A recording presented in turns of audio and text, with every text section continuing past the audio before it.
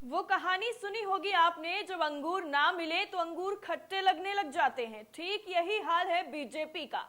जहां पर भी बीजेपी हारती है तो यही कहती है कि वहां पर तो हमारा वोटिंग प्रतिशत बढ़ा है, जनता का भरोसा बढ़ रहा है, अगली बार और अच्छा रहेगा। लेकिन मौके पर चोट जब मिल जाती है तो फिर रुख बदल जाता है, जज्बात बदल जाते हैं, वक्त बदल जाता है।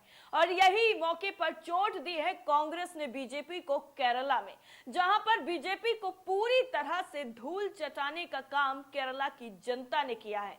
यह सब कुछ उस वक्त हुआ है जब बीजेपी हिमाचल और गुजरात में एड़ी चोटी का जोर लगा रही है चुनाव जीतने के लिए। तो ऐसे में केरला से जो खबर सामने आ रही है उससे बीजेपी को मुंह छुपाने तक की जगह नहीं मिल रही है।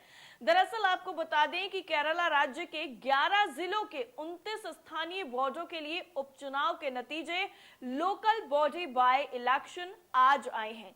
कोट्टायम, कन्नूर और कासरगोड के अलावा 11 जिलों में एक जिला पंचायत, 5 ब्लॉक पंचायत, 3 नगर पालिका और 20 ग्राम पंचायत वार्डों में उपचुनाव हुए। मतदान में 76.78% मतदान दर्ज किया गया। कुल मिलाकर के जो सारे वोटर हैं वो हैं 1,39,025। 29 वार्डों में 102 उम्मीदवारों ने चुनाव लड़ा, 40 उम्मीदवार महिलाएं रहीं। आपको बता दें एलडीएफ ने 12 सीटों पर जीत सुनिश्चित की है। और भाजपा को सुनेंगे आप तो आपकी हंसी निकल जाएगी। केरला में भाजपा में जो 29 वार्डों पर चुनाव हुए हैं उसमें भाजपा को मात्र 2 सीटें मिली हैं। 2 सीटों पर भाजपा अपनी इज्जत बचाने में कामयाब रही है। 17 साल बाद आपको बता दें यूडीएफ ने कोझिकोड में, किज्झकोट पंचायत में वटोली वार्ड को एलडीएफ ने 272 मतों की बढ़त के साथ रसीला पुकोट की सफलता के साथ हरा दिया। कोट्टायम, कन्नूर, अलापुझा, कोल्लम, इडुक्की, त्रिशूर और कासरगोड जिलों की अगर बात की जाए तो यहां पर उपचुनाव हुए थे और यहीं से ये नतीजे निकलकर सामने आए हैं।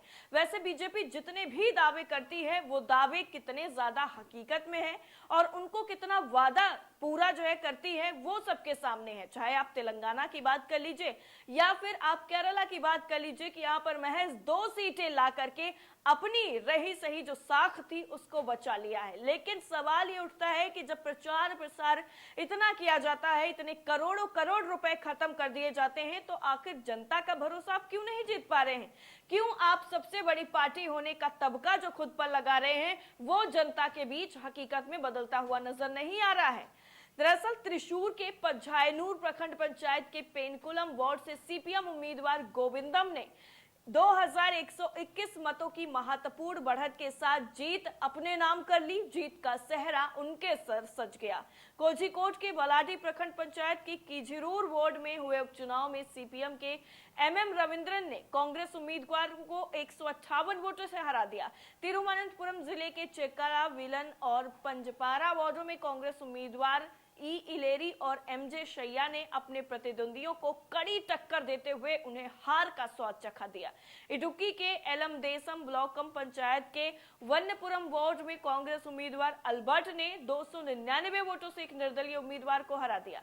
कोल्लम के कोट्टुवंडोनम वार्ड में भाजपा उम्मीदवार गीता एस ने जीत हासिल कर ली, जबकि कोल्लम के पेरायाम में कांग्रेस उम्मीदवार लता बीजू ने जीत हासिल की। अल्लापुझा में सीपीएम को वथारा वार्ड में सफलता मिली, जबकि भाजपा ने कार्तिक पल्ली वार्ड और कांग्रेस ने वनमाझी पश्चिम और बाकी कट्टू कुलंगारा वार्ड में सीटें अपने नाम की। इससे पहले अभी याद होगा आपको कि उपचुनाव हुए थे जिसमें बीजेपी को जहां से जीतना था वहां से तो मुंह की खानी पड़ी, लेकिन जहां पर नहीं जीतना था वहां पर जीत गई। दरअसल लखीमपुर खीरी जिले में पड़ने वाला जो गोला गोकर्णनाथ विधानसभा सीट है, इसको लेकर के बीजेपी पहले से ही आश्वस्त थी कि यहां पर उनका मुकाबला नहीं हो पाएगा और यहां से वही जीतेंगी, लेकिन ठीक वैसा ही हुआ।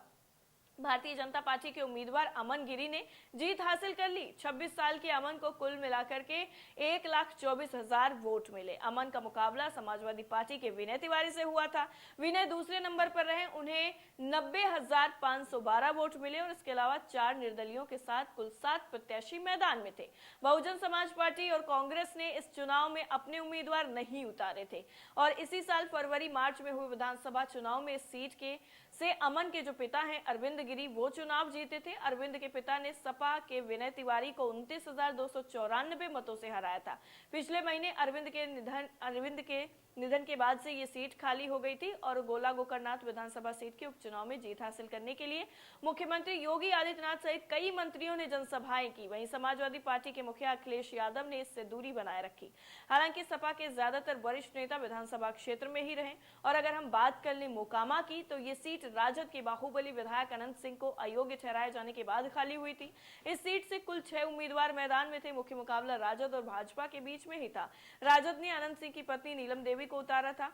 नीलम देवी ने भाजपा की सोनम देवी को कड़ी टक्कर दे दी और उन्हें हरा दिया। सोनम मोकामा से 3 बार चुनाव लड़ चुके नलिनी रंजन शर्मा उर्फ ललन सिंह की पत्नी हैं। उपचुनाव से पहले तक ललन जदयू में हुआ करते थे। नीलम देवी को कुल मिलाकर के 79,744 वोट मिले, जबकि दूसरे नंबर पर रही भाजपा की सुमन देवी सिर्फ 63,003 वोट ही हासिल कर सकी। गोपालगंज अगर सीट की बात की जाए तो ये सीट भाजपा के विधायक सुभाष सिंह के निधन की वजह से खाली हुई थी और यहाँ पर बीजेपी को जीत मिल गई।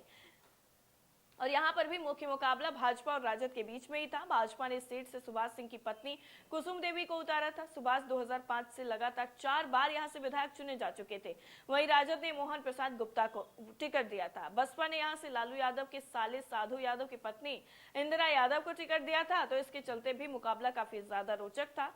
AIMIM के अब्दुल सलाम ने भी खूब वोट काटे। भाजपा की कुसुम देवी को 70,053 वोट ही मिल पाए, जबकि दूसरे नंबर पर रहे राजद के मोहन प्रसाद गुप्ता ने 68,259 मत हासिल किए। आरजेडी का खेल बसपा और AIM ने बिगाड़ दिया।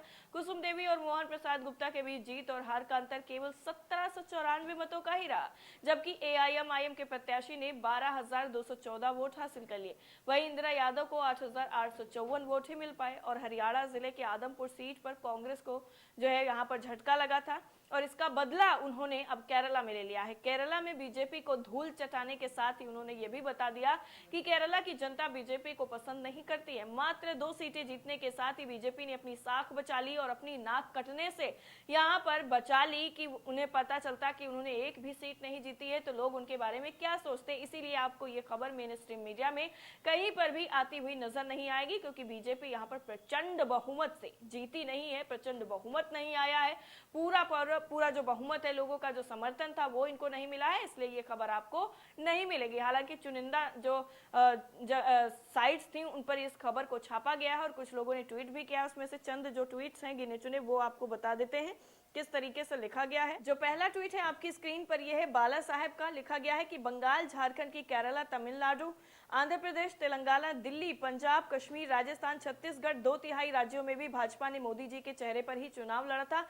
फिर क्या, मुंह की खाई ये भी देश को बताते। मध्य प्रदेश, महाराष्ट्र, गुजरात, कर्नाटक, गोवा में जांच एजेंसियों की जीत हुई है। इस तरह से इन्होंने ट्वीट किया है। अगला जो ट्वीट है वो आपकी स्क्रीन पर, इसको ट्वीट किया गया है आशीष सिंह की तरफ से।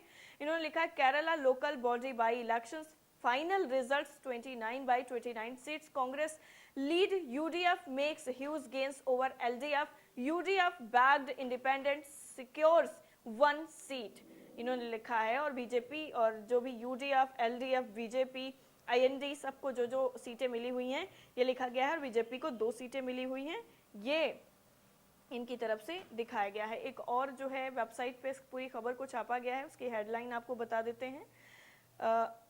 mathrubhumi.com करके ये वेबसाइट है, इस पे लिखा गया है local body by elections, UDF sweeps 15 votes, LDF wins 12। इस तरह से इन्होंने पूरा आर्टिकल छापा है। लेकिन मेन स्ट्रीम मीडिया में आपको ये कहीं पर भी देखने को नहीं मिलेगा कि केरल में बीजेपी को पूरी तरह से कांग्रेस ने पछाड़ते हुए एकदम पीछे धकेल दिया है। इस पूरी रिपोर्ट को लेकर आपकी राय क्या है और केरला में कांग्रेस की इस प्रचंड जीत पर आपकी राय क्या है, कमेंट करके जरूर बताएगा। जय हिंद।